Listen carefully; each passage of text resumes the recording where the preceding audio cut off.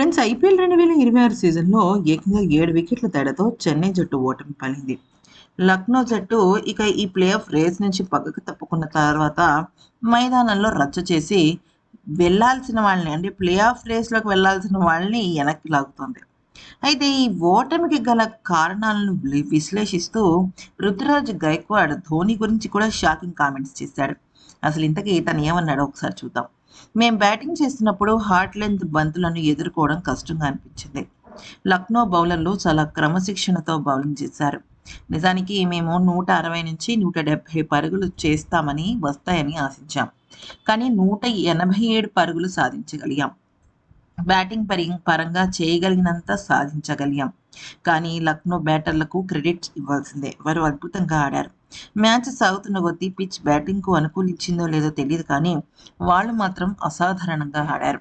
అయితే ఇక మాకు ధోని భయ్యా ఈ మ్యాచ్‌లో ఆడుతున్నాము అని చెప్పినప్పుడు, మ్యాచ్ రా రాబోయే అంటే మ్యాచ్ జరుగుతున్న కొద్దీ ఖచ్చితంగా పిచ్ అనేది మారుతుంది అని చెప్పడం జరిగింది. మేము ఆ కాన్ఫిడెన్స్‌తోనే ఉన్నాము. కానీ వాళ్ళకి ఇంకా ఎక్కువగా అనుకూలించిందేమో అనిపించింది.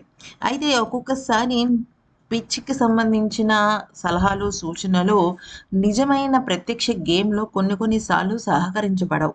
అదే మాకు ఈరోజు జరిగిందేమో అనిపించింది. మిచెల్ మార్ష్ షార్ట్ బాల్స్‌ను బాగా ఆడతాడు.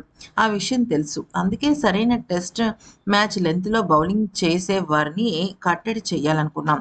బంతి కొంచెం నిబ్బిల్ అవుతున్నట్టు అనిపించింది. కానీ మార్ష్ అద్భుతమైన షాట్స్‌తో విరుచుకుపడ్డాడు. కొన్ని చోట్ల మా ఎగ్జిక్యూషన్ లోపించింది. కొన్ని బంతులు తప్పుగా వేశాం. లక్నో వాళ్ళ ఓపెనర్‌లిద్దరినూ అద్భుతంగా రాణించి మాకు అవకాశం ఇవ్వలేదు అంటూ రుతురాజ్ చెప్పుకొచ్చాడు. అయితే ఈ సీజన్ ప్రయాణం గురించి మాట్లాడుతూ రుతురాజ్ ఒక సానుకూలమైన విషయాన్ని పంచుకున్నాడు. కొన్నిసార్లు ప్రత్యర్థి జట్టు మనకంటే మెరుగైన క్రికెట్ ఆడుతుంది. దాన్ని మనం అంగీకరించాలి. అయితే యువ ఆటగాడు కార్తిక్ శర్మ ఎంతో ఆత్మవిశ్వాసంతో బ్యాటింగ్ చేశాడు.